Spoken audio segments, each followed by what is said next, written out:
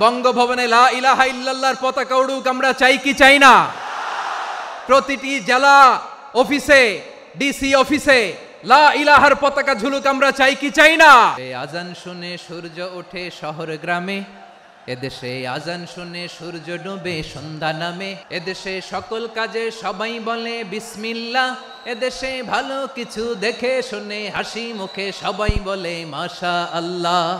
সুবহানাল্লাহ সুবহানাল্লাহ সুবহানাল্লাহ সুবহানাল্লাহ সুবহানাল্লাহ সুবহানাল্লাহ সুবহানাল্লাহ সুবহানাল্লাহ।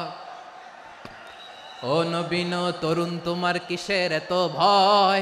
জেনে রেখো বাংলাদেশের আসল পরিচয়।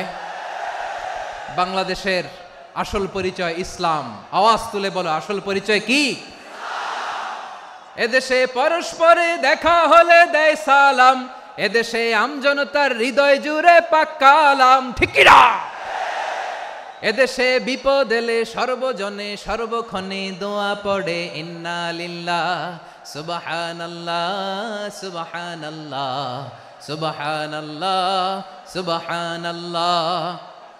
এদেশে আজান শুনে সূর্য ওঠে শহর গ্রামে, এদেশে আজান শুনে সূর্য ডুবে সন্ধ্যা নামে, এদেশে সকল কাজে সবাই বলে বিসমিল্লাহ, এদেশে ভালো কিছু দেখে শুনে হাসি মুখে সবাই বলে মাশা আল্লাহ সুবহানাল্লাহ। আওয়াজ করে সুবহানাল্লাহ সুবহানাল্লাহ। মানুষকে নার্চারিং করলে, মানুষকে পলিশ করলে, মানুষকে গ্রুমিং করলে, মানুষকে সঠিক তারবিয়া দিলে মানুষ অনন্য হয়ে ওঠে। প্রতিটি মানুষ অনন্য।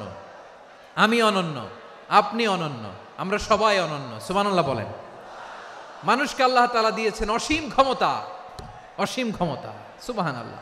একটা মানুষ পারে না এমন কিছু নাই, বিশ্বাস করতে হবে। মানুষ যা কল্পনা করতে পারে ওইটা মানুষ করে দেখাতে পারে। তুমি তোমার কল্পনার রাজ্যকে সাজাও, তোমাকে হারাতে পারে এমন কোন শক্তি আল্লাহর জমিনে নাই। তোমার কি শক্তি, কি সম্ভাবনা তুমি জানোই না মিয়া। তুমি এদিকে তাকাও কেন? তোমার রাস্তা তো ওই দূরে। তুমি কোথায় যাবে, আল্লাহ তোমার টেনে কোথায় নিয়ে যাবে তুমি কিছুই জানো না। প্ল্যান বিগ, ড্রিম বিগ, কল্পনার শক্তিকে বড় করো। মানুষ যা কল্পনা করতে পারে মানুষ তা করে দেখাতে পারে। মানুষের কাছে অসাধ্য কিছু নাই মৃত্যু ছাড়া, এক্সেপ্ট ডেথ। মৃত্যু ছাড়া মানুষ সবকিছুকে জয় করতে পারে।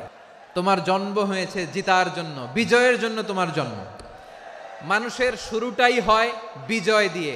আমরা যখন আমার পিতার পৃষ্ঠদেশে ছিলাম, পিতার পৃষ্ঠদেশ থেকে শুক্রাণু যখন মায়ের গর্ভদেশে যেয়ে পড়ে, কতটা শুক্রাণু ভ্রমণ শুরু করে জানো? 20 কোটি শুক্রাণু। একবার সিমেন আউট হলে সেখানে 20 কোটি শুক্রাণু থাকে, ভ্রমণ শুরু করে।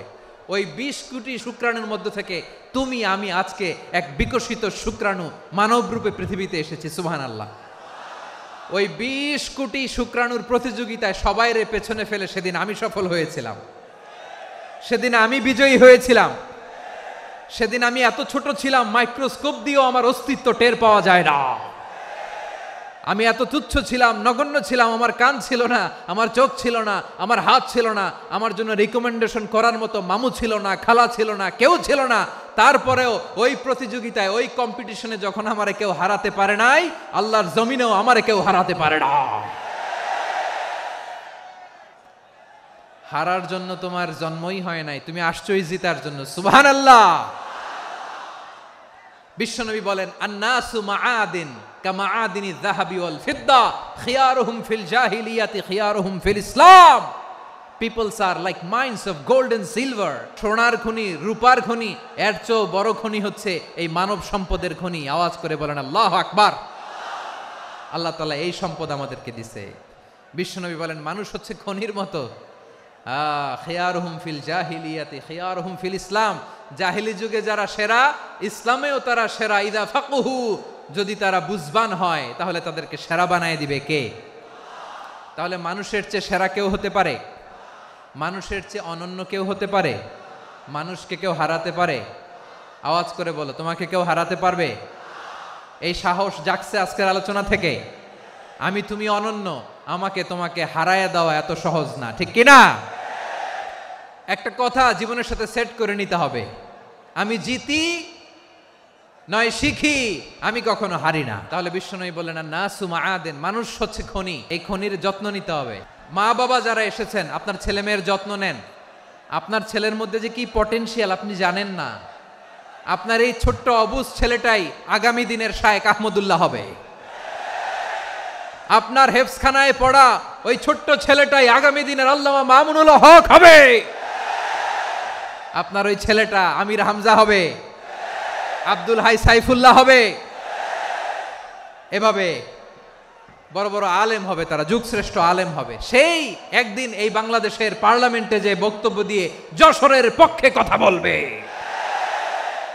আপনি জানেন না, কাউকে ছোট করবেন না, আপনি ওর কনফিডেন্স আপনি কমাবেন না, আপনি কমাতে পারেন না।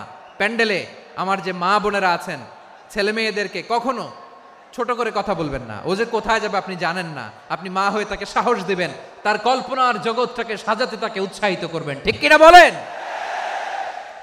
আর আমার প্যান্ডেলের আমার প্রিয় শ্রদ্ধাশীলা মায়েরা বোনেরা, আপনারা তো আরো দামি সম্পদ। বিশ্বনবী বলেন আর দুনিয়া কুল্লুহা মাতা। আল্লাহ আল্লাহ আল্লাহ, বিশ্বনবীর কথার ওজন দেখেন। আর দুনিয়া কুল্লুহা মাতা ওয়া খায়রু মাতা'আদ দুনিয়াল মারআতুস সালিহা। বিশ্বনবী বলেন দুনিয়ায় যা দেখো সব আল্লাহর দেওয়া অ্যাসেট, মানে সম্পদ। আর এত অ্যাসেটের ভিড়ে সবচাইতে শ্রেষ্ঠ সম্পদ হচ্ছে নেককার নারী। সুবহানাল্লাহ। ভাইয়েরা বোনের সাথে খারাপ আচরণ করো না, সন্তান মায়ের সাথে খারাপ আচরণ করো না। আমাদের মায়েরা আমাদের asset, they are our priceless asset. কারণ এই মায়েদের পেটে এসেছে আল্লাহর ওলিরা, এই মায়েদের পেটে এসেছে খান জাহান আলী, এই মায়ের পেটে এসেছে শাহজালাল ইয়ামানি, এই মায়ের পেটে এসেছে আল্লাহর সব নবীরা। নাকি নবীরা আকাশ থেকে ধপ করে জমিনে নেমে আসছে? মায়ের পেটে আসছে। এই মায়ের পেটগুলো খনি। আমার সম্মানিতা মায়েরা বোনেরা, নিজেকে ইসলাম দিয়ে সাজান, নিজেকে পবিত্র রাখুন, নিজের আব্রু ইমান ইজ্জতের হেফাজত করুন, কোরআন পড়ুন, সুন্নাহ পড়ুন। আপনি জানেন না আপনার গর্ভে কে আসছে, কোন ক্ষণজন্মা পুরুষকে আল্লাহ তাআলা আপনার গর্ভে পাঠাবে আপনি জানেন না। মায়েরা নিজেদেরকে পবিত্র রাখুন, ইসলাম চর্চা করুন, কোরআন চর্চা করুন, নৈতিকতা দিয়ে নিজেকে সাজান। যশোরের জেনজি, নিজেদেরকে প্রস্তুত রাখো আগামীর বাংলাদেশের জন্য। নৈতিকতা, মোরালিটি, ভ্যালিউজ দিয়ে নিজেকে সাজাও, ইসলাম দিয়ে নিজেকে সাজাও। কারণ আগামীর বাংলাদেশ ইসলামের বাংলাদেশ। বাংলাদেশের আসল পরিচয় ইসলাম। বাংলাদেশের আসল পরিচয় কি? সবাই বলে না, আওয়াজ করে, এদেশের আসল পরিচয়। এদেশে আজান শুনে সূর্য ওঠে শহর গ্রামে, এদেশে আজান শুনে সূর্য ডুবে সন্ধ্যা নামে, এদেশে সকল কাজে সবাই বলে বিসমিল্লাহ, এদেশে ভালো কিছু দেখে শুনে হাসি মুখে সবাই বলে মাশা আল্লাহ। সুবহানাল্লাহ সুবহানাল্লাহ সুবহানাল্লাহ সুবহানাল্লাহ সুবহানাল্লাহ সুবহানাল্লাহ সুবহানাল্লাহ সুবহানাল্লাহ। ও নবীন তরুণ, তোমার কিসের এত ভয়? জেনে রেখো বাংলাদেশের আসল পরিচয়। বাংলাদেশের আসল পরিচয় ইসলাম। আওয়াজ তুলে বলো, আসল পরিচয় কি? এদেশে পরস্পরে দেখা হলে দেয় সালাম, এদেশে আমজনতার হৃদয় জুড়ে পাক্কা আলাম, ঠিক কি না?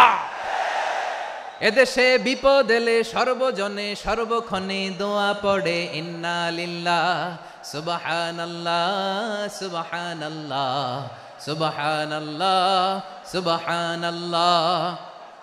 এদেশে আজান শুনে সূর্য ওঠে শহর গ্রামে, এদেশে আজান শুনে সূর্য ডুবে সন্ধ্যা নামে, এদেশে সকল কাজে সবাই বলে বিসমিল্লাহ, এদেশে ভালো কিছু দেখে শুনে হাসি মুখে সবাই বলে মাশা আল্লাহ।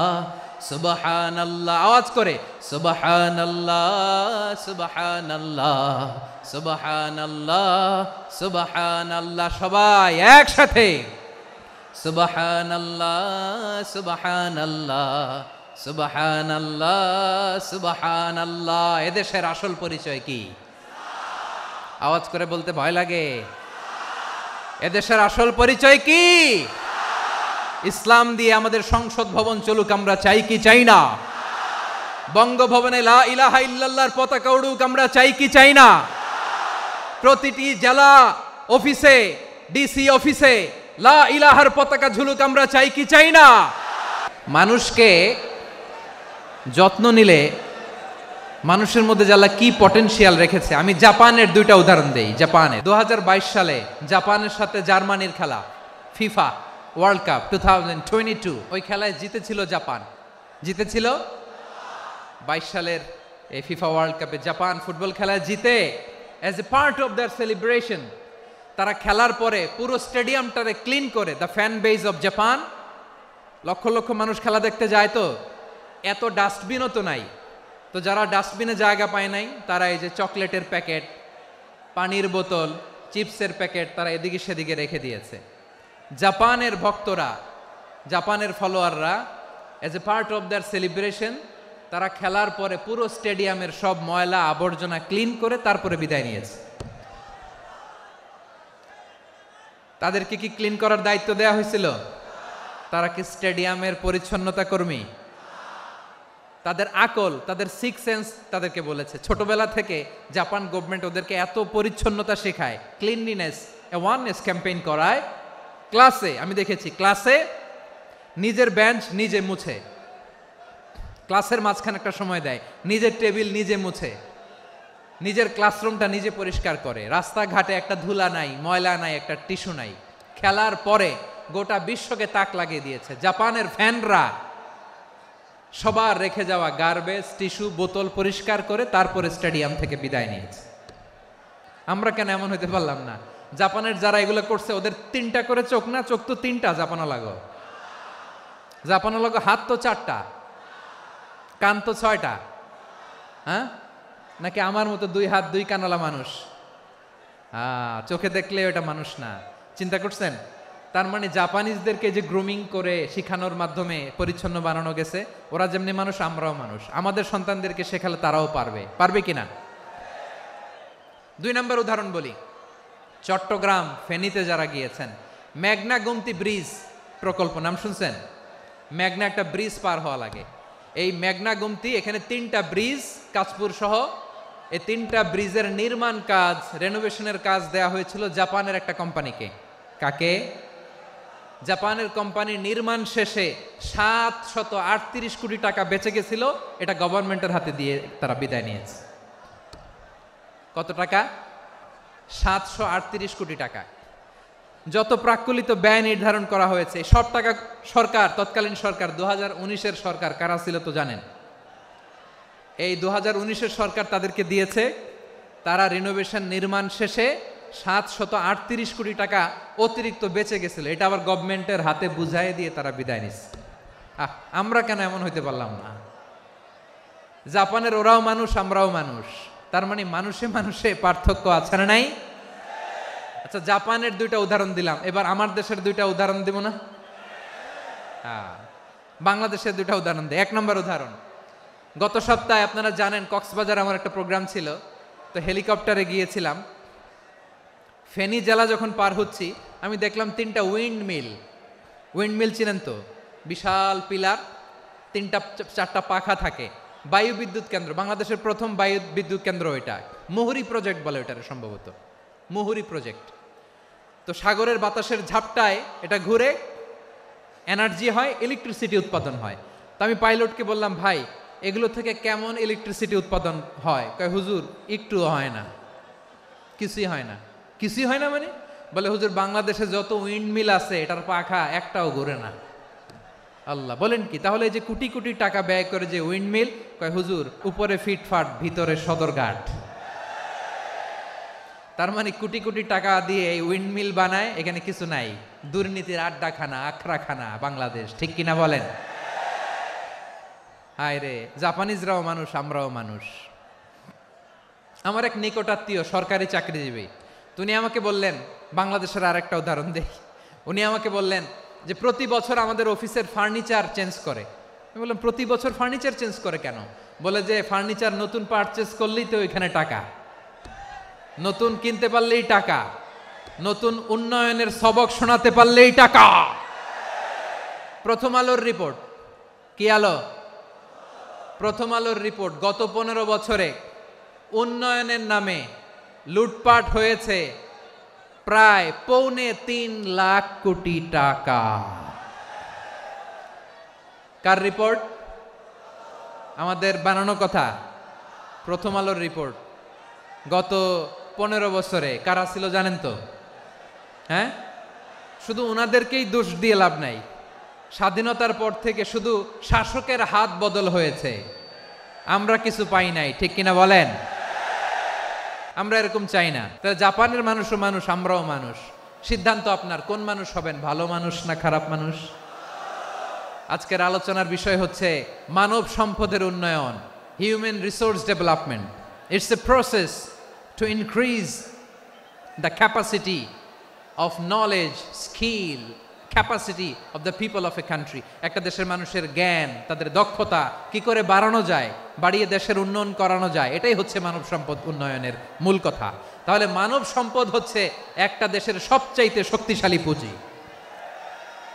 প্রাকৃতিক সম্পদ, খনিজ সম্পদের চেয়েও দামি হচ্ছে মানব সম্পদ। আল্লাহ তাআলা দয়া করে আমাদেরকে এই মানব সম্পদ দিয়েছেন। আসুন আমাদের এই মানুষগুলোকে আমরা সোনার মানুষ বানাই। রাজি আছেন তো সবাই? রাজি আছেন? মানুষ পারে না এমন কোনো কিছু নাই, চাইলে সব পারে। এজন্য মানুষকে তারবিয়া দিতে হবে, যথাযথভাবে তাদেরকে গড়তে হবে। আসুন আমরা সিরাতের আয়নায় বিশ্বনবীর জীবনী থেকে দেখি তিনি কিভাবে হিউম্যান রিসোর্সকে ম্যানেজ করতেন। বিশ্বনবী, he was a very good talent hunter, চৌকস ট্যালেন্ট হান্টার ছিল। কার মধ্যে কি ট্যালেন্ট আছে দেখলেই বুঝে ফেলতেন। সুবহানাল্লাহ পড়বেন না? কি নবী আমরা পেয়েছি! He was a very good talent hunter. আমার নবী, তিনি চৌকস ট্যালেন্ট হান্টার ছিলেন। কার মধ্যে কি প্রতিভা বের করতেন, ওই প্রতিভাকে ইসলামের কল্যাণে কাজে লাগাতেন। যাকে যেই জায়গায় সেট করলে ভালো হবে তাকে ওই জায়গায় সেট করতেন। কয়েকজন সাহাবীর জীবনী শোনাই। আবু মাহজুরা রাদিয়াল্লাহু তাআলা আনহু, মক্কার মুয়াজ্জিন, আগে ছিল মুশরিক, পরে হইছে মুমিন। উনি কিভাবে মুমিন হইলেন এই ঘটনাটা একটু আপনাদের শোনাতে চাই। আবু মাহজুরা রাদিয়াল্লাহু তাআলা আনহু কিভাবে মুসলিম হলেন, আওয়াজ করে শুনেন। হুনাইনের যুদ্ধ, 8ম হিজরি, বিষ্ণু ইসলাম হুনাইনের যুদ্ধ শেষে ফিরতেছেন। পথিমধ্যে বেলাল রাদিয়াল্লাহু তাআলা আনহু আজান দিচ্ছেন। কি দিচ্ছেন? তো পাশে ছিল মুশরিকদের একটা পল্লী, কিছু মুশরিক তরুণ, কিছু অমুসলিম